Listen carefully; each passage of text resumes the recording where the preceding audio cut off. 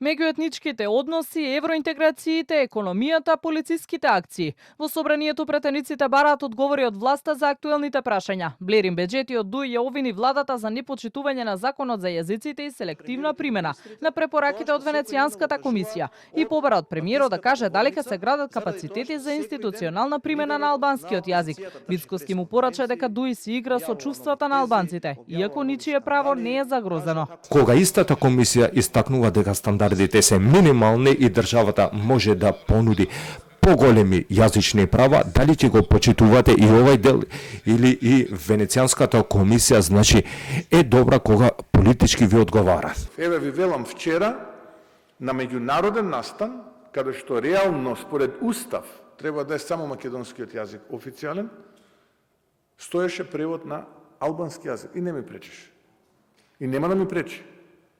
За да не ви дадам вас алиби, колку повеќе јазици знаете, толку сте побогати.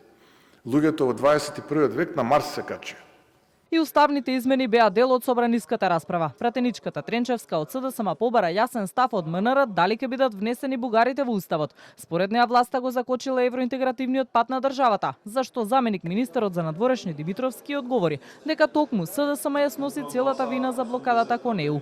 2 години сте влада, имате мнозинство, името не го враќате, Преспанскиот договор не го укинувате.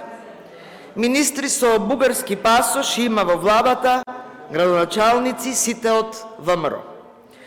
Влада со резервна татковина. Се согласивте на нешто со што знаевте дека ќе го закочите процесот на европска интеграција на Македонија. Бугарите ќе станат дел од уставот на Република Македонија во оној момент кога од другата страна ќе видиме подадена рака. Прашање имаше и до министерот за внатрешни работи Тошковски. Дали при апсењето на директорот на Државниот инспекторат за земјоделие бил заштитен министерот Трифуновски, бидејќи според незините информации подкупот бил за него. Тошковски порача дека ја дефокусира јавноста, а секој кој сторил криминал ќе биде уапсен. Локацијата каде е уапсен директорот никогаш не беше кажано во јавноста.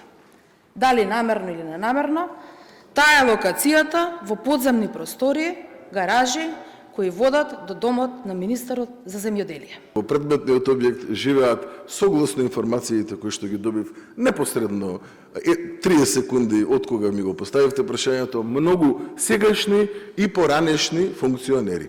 Ќапсиме и во иднина многу поранешни и сегашни кои што ќе се обидат да на сметка на македонските граѓани си го полнат своето чекмедже незаконито. Редовните пратенички прашања се одржуваат во полупразна сала. На опозицијските редови во текот на целата седница присуствуваа само неколкумина пратеници кои имаа прашања до министрите. За тоа што настапува кај човекот кога има отсуство од срам.